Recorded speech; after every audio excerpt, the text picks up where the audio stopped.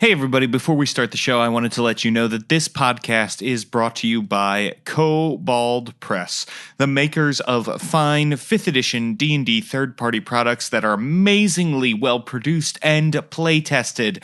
Kobold Press has brought us the Tome of Beasts, the Creature Codex, Deep Magic, and the Midgard campaign setting. And now, Kobold Press brings you a monthly Patreon filled with tons of options for 5th edition in the genre of dark fantasy. If you love their Midgard campaign setting, it takes place in this world, but really you can apply it to anything. You're going to want to go to patreon.com/koboldpress and check out Warlock. There are player options, there are monsters, there are magic items, there are tons of layers available. It is seriously awesome. I have been a member of Warlock from day one, and it is so worth it. It is such a cheap buy-in for so much goodness. There are all kinds of designers you love, designers that have been on this show, like Dan Dillon, like James Hake. You should go right now, patreon.com/koboldpress, and check out Warlock. You are not going to regret it. This is Tabletop Babble. I'm James Introcaso.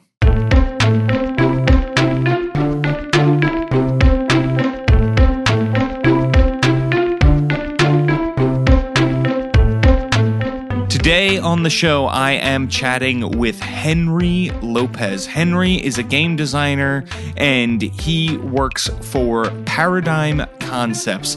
He loves to talk story, and today we are talking about reptilian humanoids. We get into snake people. We get into amazing lizard people, and we get into turtle people. So get ready for some mind-blowing reptilian conversation. And if you like what we're talking about, head on over to Kickstarter and check out Paradigm Concepts Kickstarter for the Ssethregoran Empire.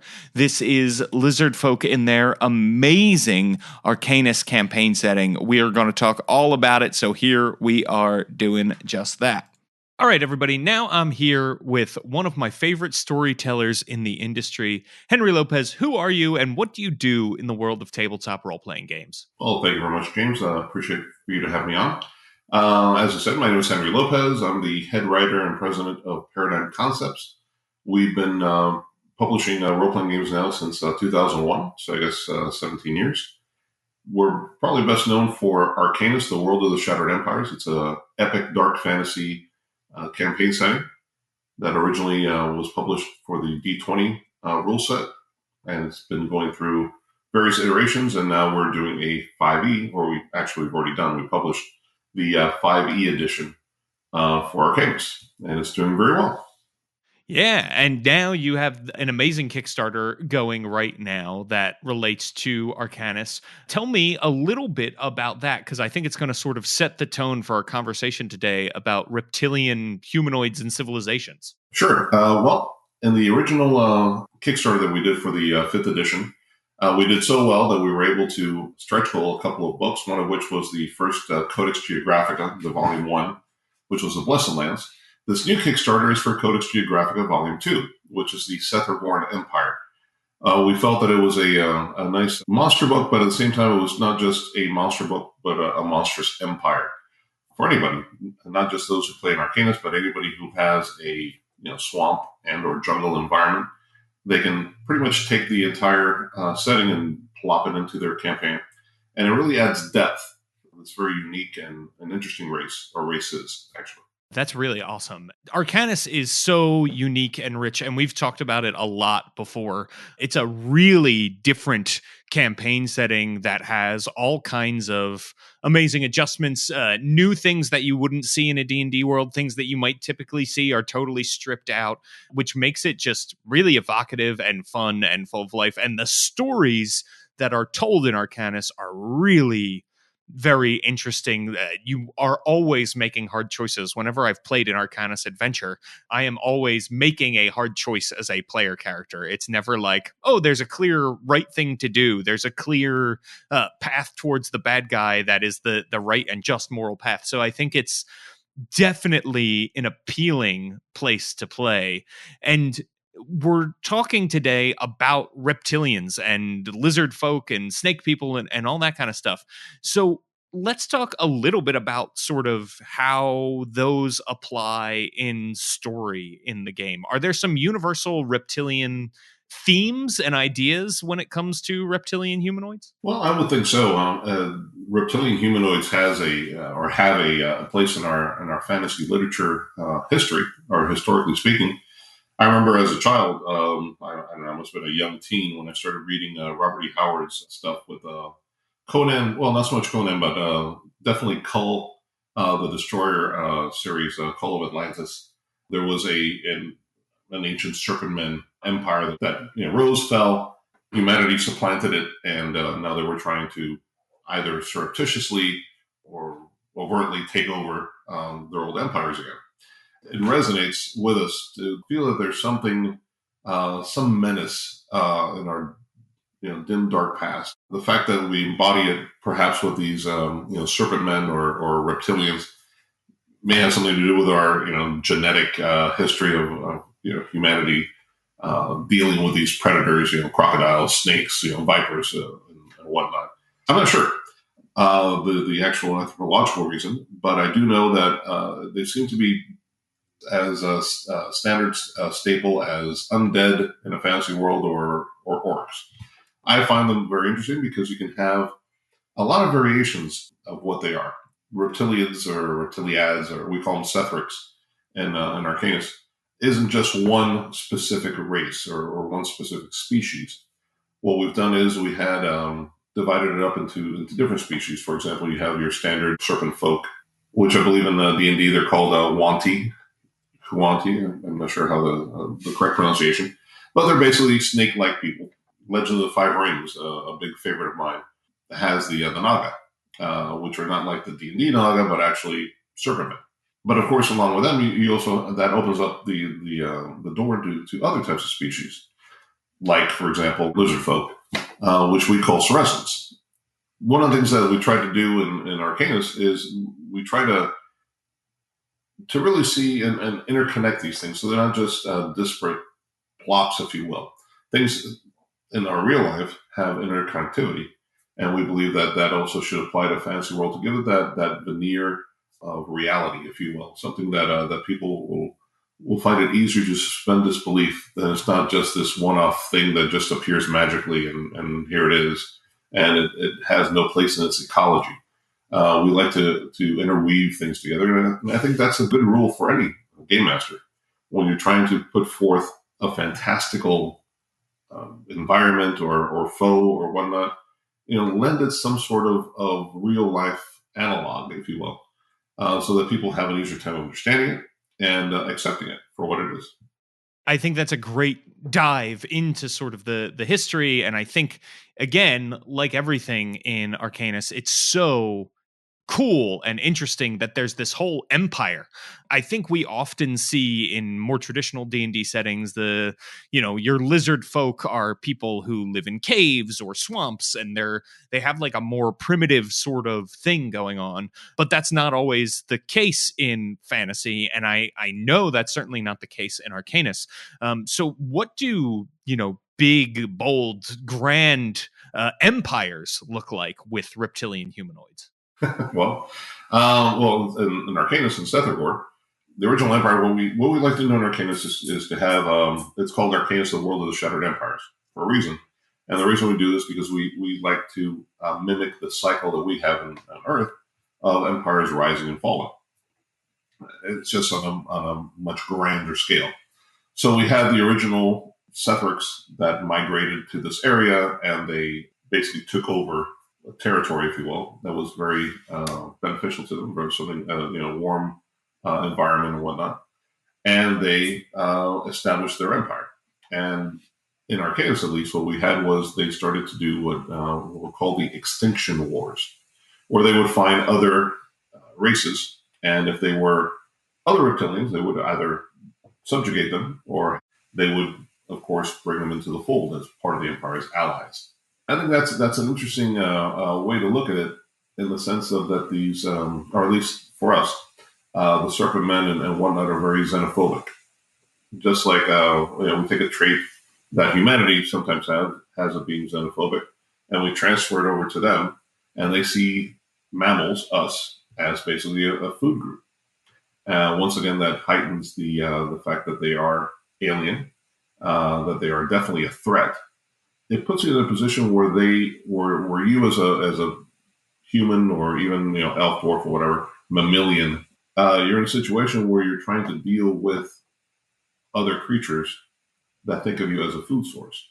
Now, normally, if the interaction is only combat, that's not much of an issue. However, if you are trying to forge an alliance, to basically negotiate your way through a certain territory without having to engage in combat, that puts an interesting spin for your negotiator type characters. But going back to the Empire theme, empires, of course, rise and they fall, and eventually the original one was called the Ssethregoran Empire. They created a servitor race called the Lori, which was our elf analog, if you will. The Lori eventually overthrew the Ssethrics and took their empire, just like the Ssethrics had done to the previous race.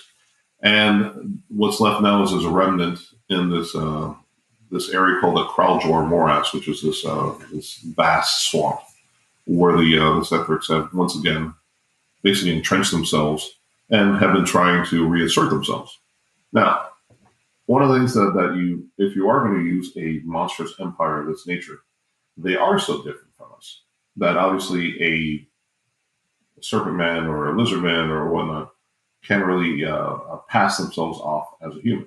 And of course, we have magic with illusions and whatnot, illusionary spells, but even they have certain drawbacks. So one of the things we did was, since the Sanu or serpent men are such an ancient race, and we figure that they have long since mastered sorcery, they also mastered biomancy, as we call it, or biotechnology, with the newer term. And they basically genetically bred certain creatures, which we call the Ysera, which are basically Ssethrics that look, feel, act exactly like human beings. They actually have the ability to, over a small period of time, actually change their form, almost like a chameleon. And while they can't mimic a particular person, they can mimic an ethnicity.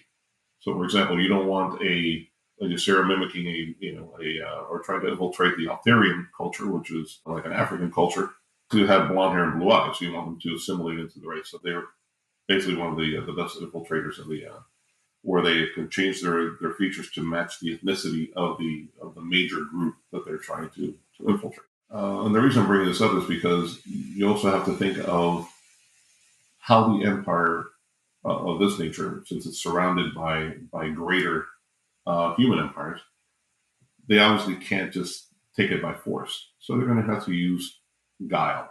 They're going to have to use infiltration, assassination, things to basically upset the status quo, so they can slowly go on and take over chunks of land and territory. Wow, that's really cool. This idea of lizard and serpent people seeing us as food and then having an empire of their own is terrifying, right? But at the same time, this suggestion of like, well, but maybe you can work with them. Maybe it's not just all combat. I think one is a very Arcanis idea that like, hey, there's more than one way to skin this cat, and you might have to work with someone maybe you don't feel comfortable working with. I love that thought of the sort of things that can come into play. So what sort of adventures do you see possible with an empire of serpent people?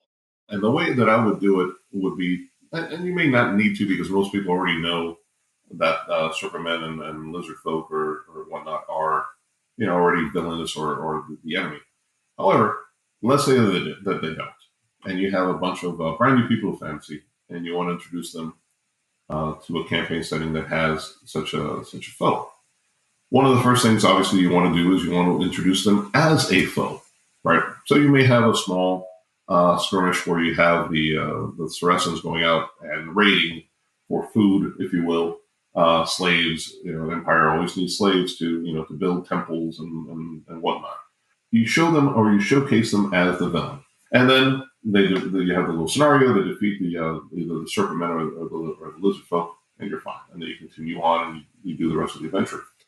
And then you turn it around and you find that the quote unquote the big bad at the end of your campaign or the segment of the campaign is a foe that you have common ground with the Serpentmen against them.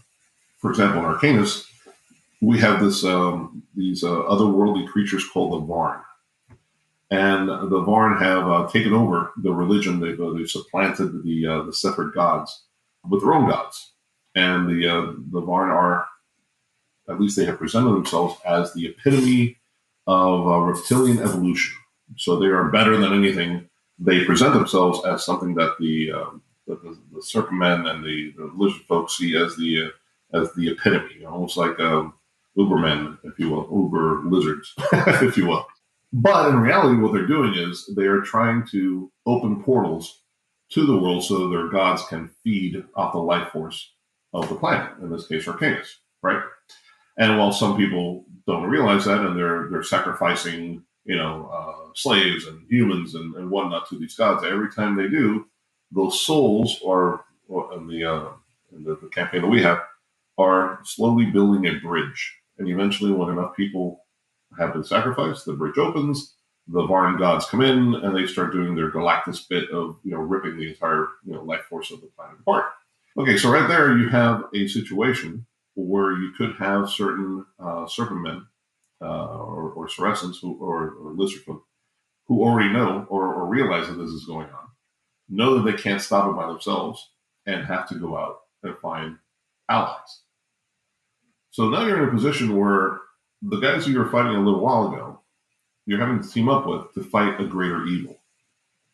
And I think that puts you in another very interesting position.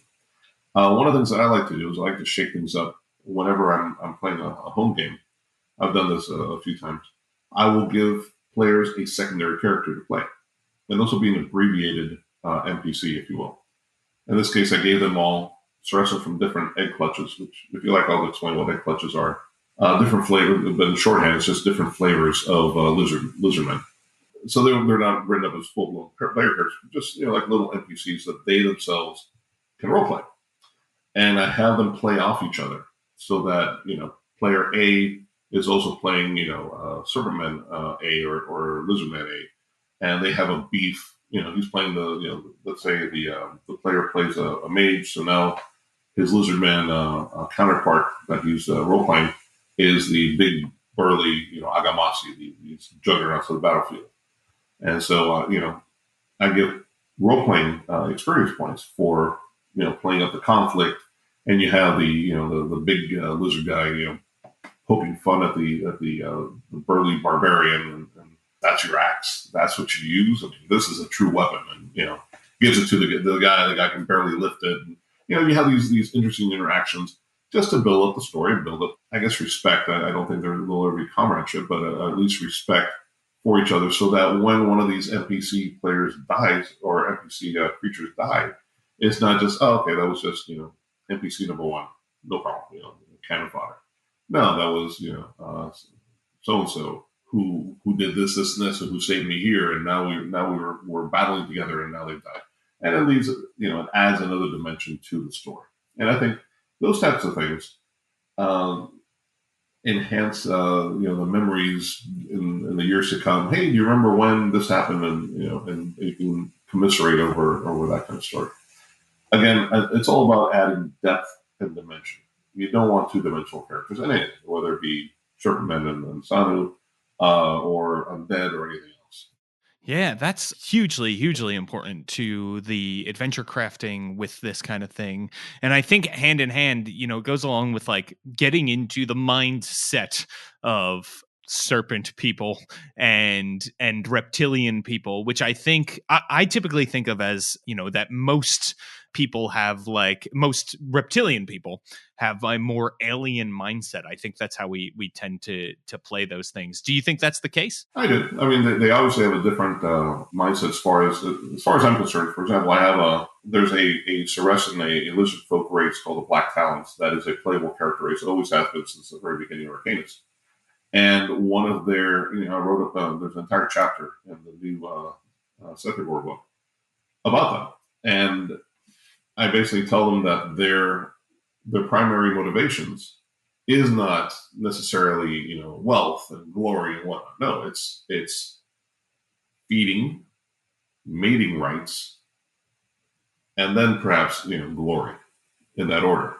One of the things that we have is that I have the Saracen, and actually all of them really, the whole Sethric culture is matriarchal.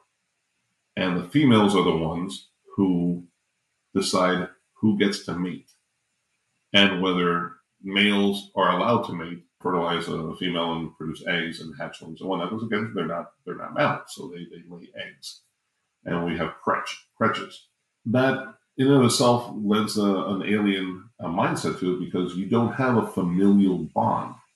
You don't have a lineage of, oh, my father, my grandfather, I am the son of or the grandson of, X. You don't have that. You don't know who your father necessarily is. You may not necessarily even know who your mother is. I mean, they're laid in these gigantic hatcheries, if you will, with older females overseeing the hatching process. And when you're born, or when you're hatched, that's what they call hatchlings. What you have is the familial bond that you have is with your crutch mates. Those who hatched around you, or at the same time, or in the same breeding cycle, if you will. And it goes on from there. There are no family units as we would, as humans, perceive them. And I think that, at its very foundation, leads to a very an alien mindset. Where you can play that up, where a Saracen NPC, Saracen PC could not really understand. What is this lineage? Why does this person immediately inherit just because he was born of you? How do you even know that's your father? That kind of thing. It leads to some fun role-playing experiences or scenes, or even very instructional ones. So yes, I definitely do think it has a very different mindset.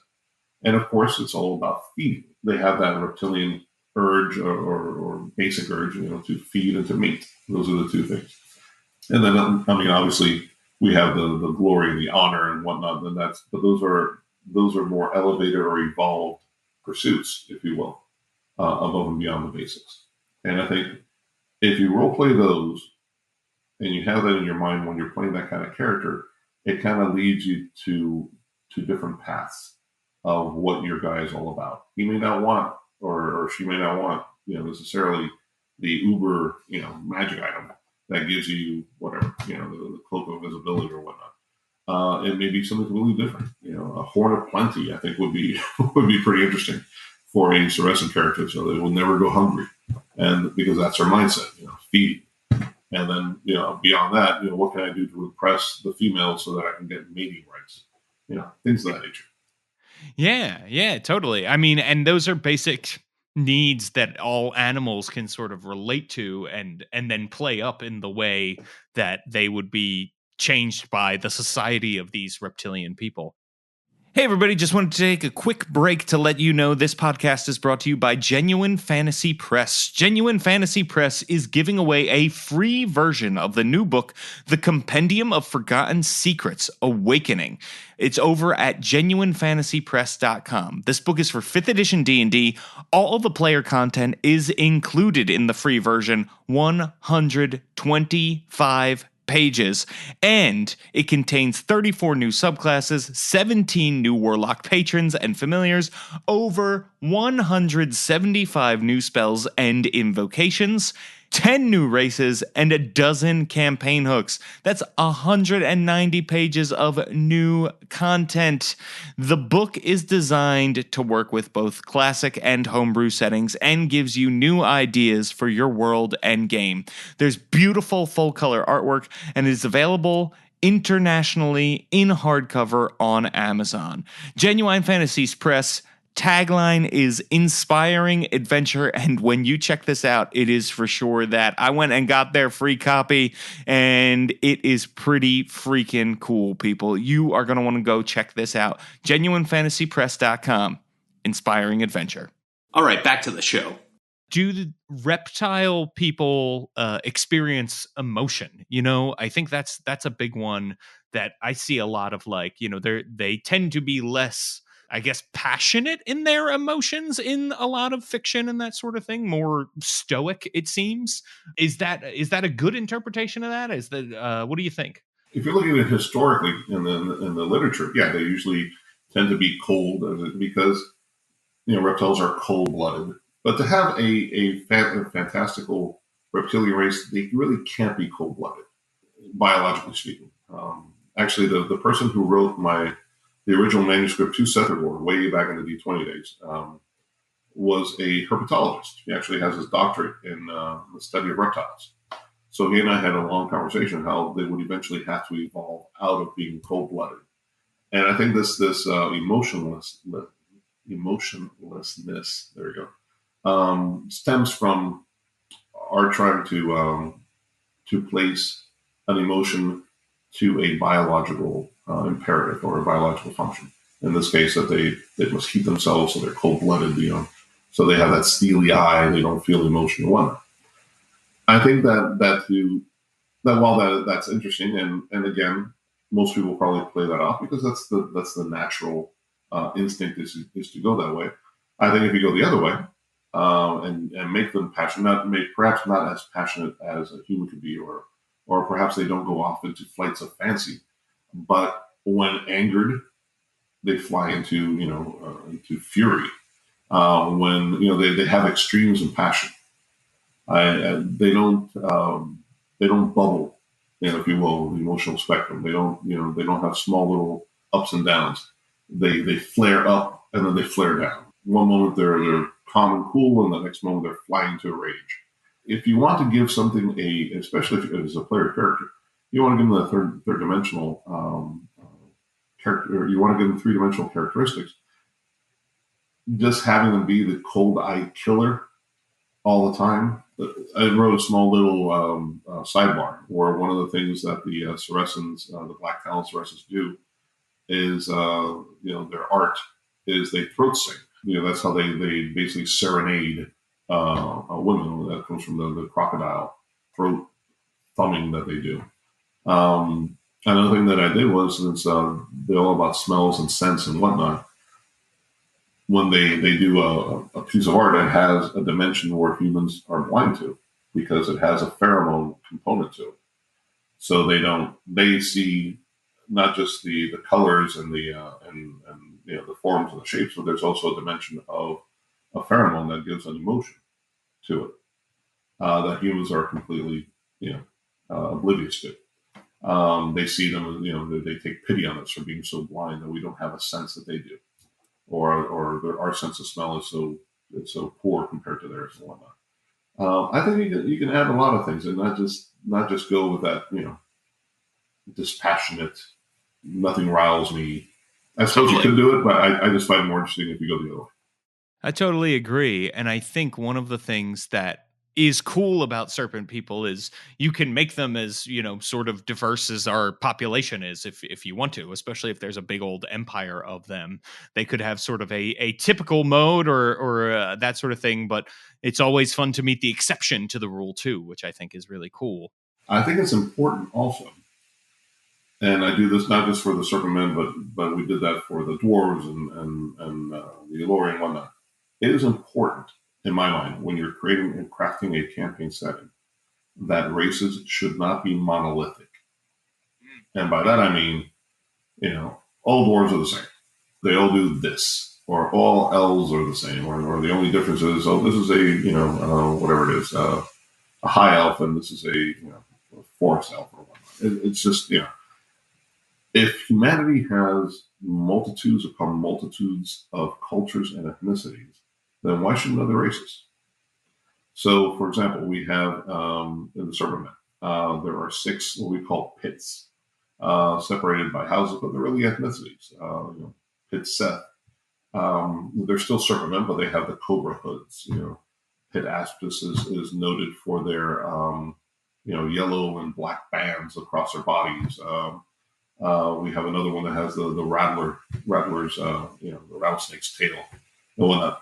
It's just these little things that you throw in takes just, if you're writing these up, it takes maybe an extra sentence or two to describe, but it lends itself to the to basically crafting this tapestry of a world that you're trying to get people to buy into, to believe in, to suspend disbelief, and those little touches go a long way. That's really true. And also, I think a hallmark of the Arcanis campaign setting, that is something that you see, that there are many facets, not just to every single, fantasy race that we find in Arcanis, but also to every person. I feel like every NPC is really well fleshed out in adventures and in campaign source books and things like that. It is very rich as far as the stories and the sides go, and it is certainly no less true for the reptilian humanoids. And one of the things that I think is really cool is we find often that reptilian humanoids sometimes have this way of infiltrating the mammalian humanoid societies, right? That they have like sleeper agents. In D&D, the Yuan-Ti Pureblood, I think, is a pretty good example of that. I think there's something really, really cool in the Arcanis campaign setting, and it's called the Ysera. I think that's how you pronounce it, right? Yeah, the Ysera. Yeah. Those are the guys I spoke about before.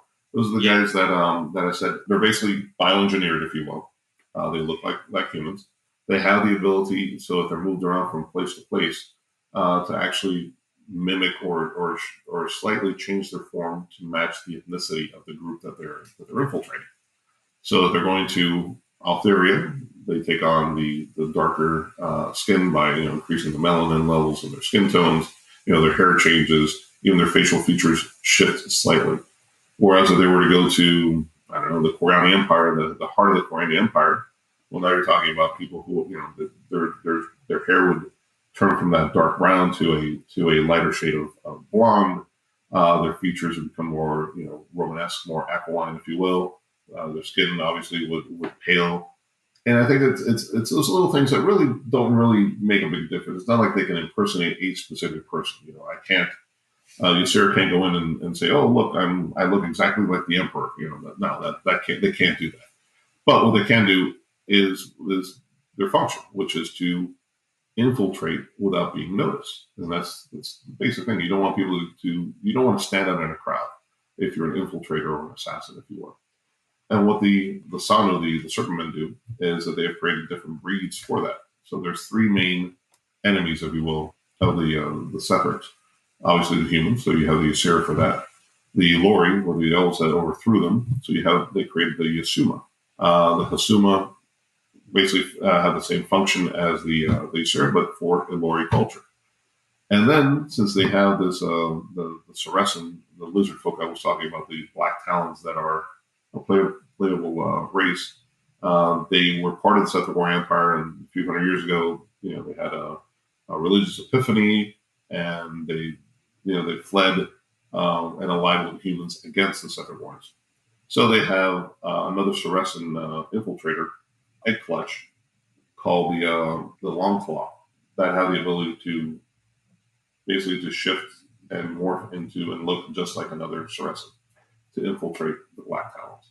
So again, the Serpentmen can't know that they can't. I mean, I suppose they could breed and breed and breed and breed to the point where they're overflowing with it. You need to to feed all these people and whatnot, and there's still not enough to conquer the human races. It's been too long, and their empire has shrunk as far as population. So what do? They use infiltration. They try to get these Ysera, the Yasuma, whatever, to war against each other, to through a war of attrition, where they are not suffering any losses. Your enemies are, as you pit them one against the other and fight one against the other until finally they're weak enough that you can then go out and conquer pieces of the pie until eventually you have the empire again. I think it also lends itself to the trope where Serpentmen or Sanu are wily or filled with deception and guile. And while yes, that is like I said, it's a classic trope because of their serpents, and we have in our Judeo-Christian beliefs in the mythology and whatnot. We have the great deceiver as the serpent. It lends itself to that, but it works. So I'm not gonna I'm not gonna fiddle with that too much.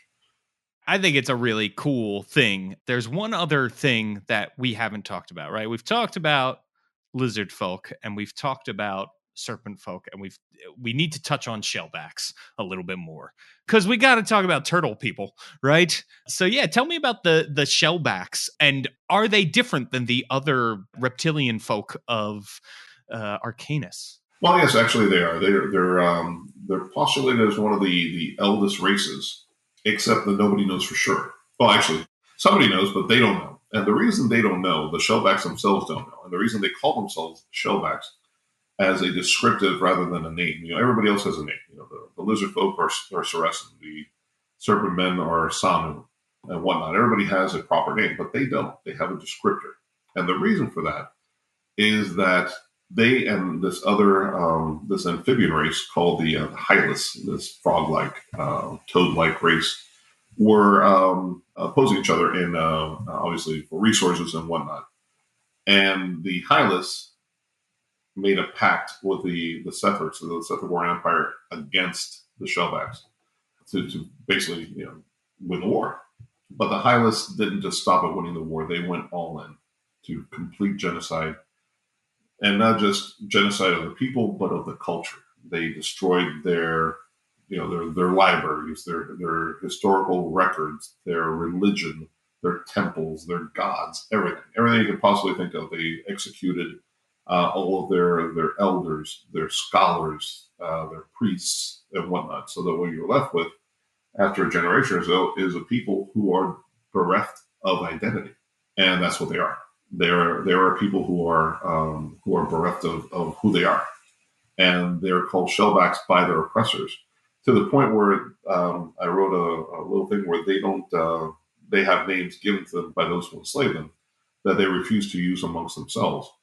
They use titles like elder or seeker, protector, that kind of thing. But they won't use their slave name between themselves. Obviously, they'll answer to it if their overseer tells them, number 456, do this, they'll do that, they'll respond.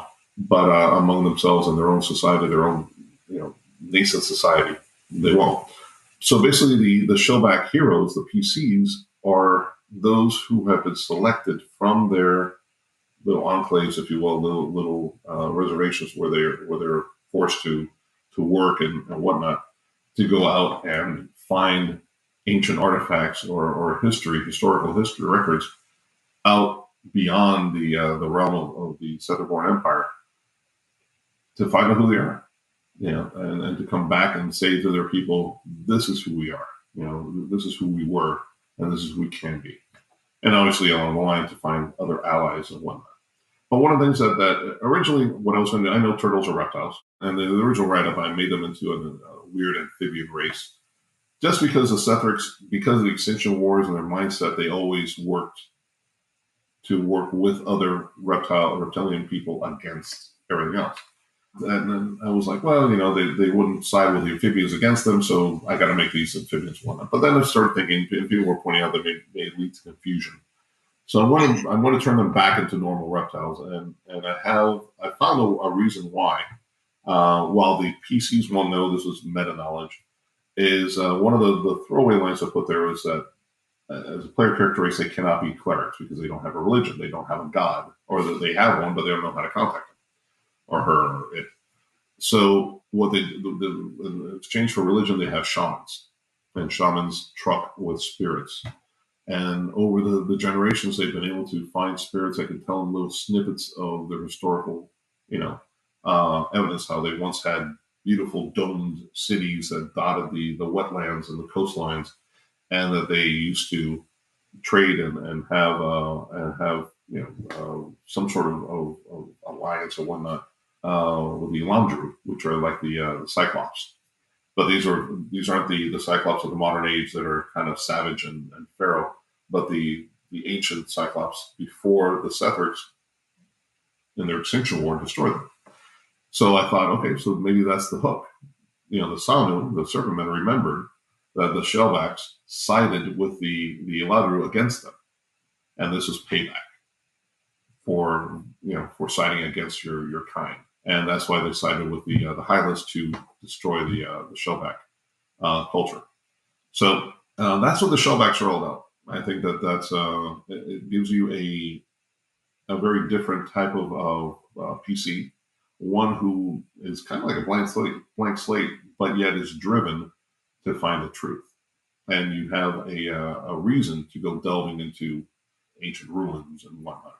Which is, by the way, that's one thing that I completely overlooked and I should have mentioned. The main reason why we have these ancient empires of like, the Elandru and the Sori and all these ancient ones that rose and fell, it's not just for color. It's a reason for having these ancient ruins and dungeons, if you will, where PCs can explore. You have to have a rationale. It can't just be, somebody dug a dungeon and monsters filled it up. It's better to have a reason why these things are there. By doing so, by knowing, this used to be an ancient Serpentman citadel. The tunnels underneath what was once a grand citadel. Well, now you can say, okay, well, as you're walking by, instead of just saying you're going down a corridor, 10 by 50 foot corridor, and you can't see anything, it's full of cobwebs and a rat here. Instead of doing that, you can say, well, there's a beautiful mosaic on the side, and you can start to tell a history. And by doing so, you can inform your players of perhaps what's coming. Maybe who's buried here, what they may find. Are they going to find an ancient mummified Superman lich who was a warrior or who was perhaps a sorcerer? By piecing together the story of their lives as you're going down the corridor, by having these paintings or mosaics or whatnot, you can actually give clues to the players to tell them, hey, this is what you're going to face. But going back to the Shellbacks, so the players seem to like them. We put them up as a special character, and I think we only have one left out of the 16 that we put up. They were snapped up pretty fast as of this recording. So players seem to enjoy it. They're looking forward to playing them. They're like I said, they do give you a different type of character. Definitely a very interesting background, in my opinion. Well, I just wanted to thank you for coming on, and this sounds amazing. If people want to get in on your Kickstarter, where should they go and what should they do? Well, I created a tiny URL so they can go to www.tinyurl.com/Serpent Empire KS for Kickstarter. Or they can just go to Kickstarter, and you can either search for 5th edition, the number 5 TH edition, or Ssethregoran, which is Ssethregoran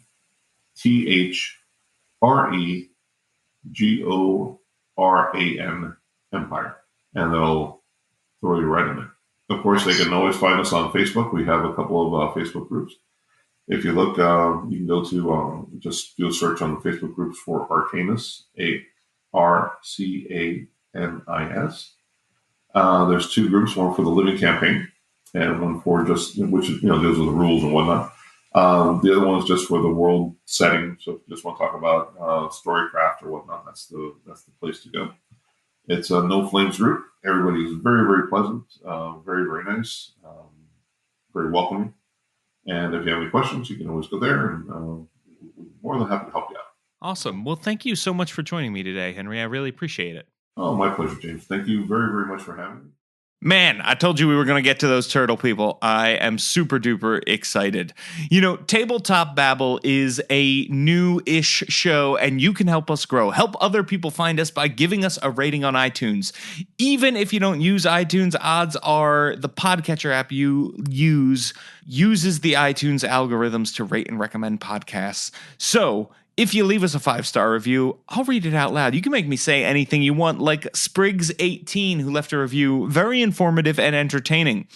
First off, I will say this is one of the most entertaining and informative podcasts I've found in a long time. I had the pleasure of playing and running a game of the Warriors for Doc a few months ago, and he is as awesome in person as he sounds on the show. The guest Game designers are so knowledgeable, and he always manages to ask such insightful questions. You can't help but learn something new about gaming every episode. I'm always happy to see a new episode is up because I know I will be immersed in his and his guests' vast knowledge of tabletop gaming. Keep up the great work. Thanks, Anthony Spriggs 18 from Cypher Unlimited. Thank you so much, Anthony. This is a super, super nice review. Call me Doc. It's all good. People, if you want to leave us a review, head on over to iTunes. It will seriously help me out. And if you want to learn more about what I am doing, there's a lot of information over at worldbuilderblog.com, and you can follow me on Twitter. Guess what? I have a new podcast. It's called Tabletop Voices. It's one-on-one interviews with amazing game designers, many of whom you may have never heard before. You are going to want to check it out for sure. It's over at don'tsplitthepodcastnetwork.com. Also, exciting news. Got tons of exciting news. The Demon Plague podcast has launched. It's an actual play. I wrote it with John for the adventure, and I'm running it. And there's amazing players. Rudy Basso, TK Johnson, Lauren Urban, Robert Aducci. Come on, people. You want to check this out. We are having a blast. We're playing on Twitch. You can watch us on the YouTubes. And yes, now the podcast is up, and Rudy is producing this thing. It is beautiful. Chef kiss. That was a chef kiss right there for that. So go check it out.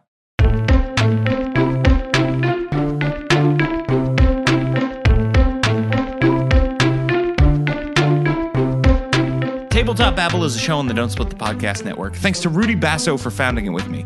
Our theme music, which you're listening to right now, was provided by Battle Bards. Don't forget that RPGs are like sex. It's not a bad idea to put on some bardic music so that you perform better.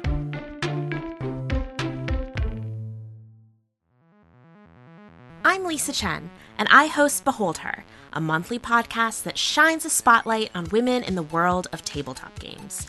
There are so many women to behold in this amazing hobby, and our experiences as female gamers are as diverse as we are as individuals. Through one-on-one interviews, audio essays, and panel discussions, all centered around a monthly theme, the guests on Behold Her share their unique stories as players, game masters, designers, artists, organizers, and so much more. Their words are inspiring, uplifting, and informative.